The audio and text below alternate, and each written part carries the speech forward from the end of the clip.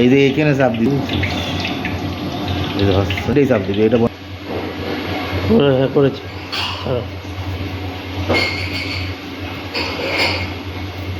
বন্ধ করতে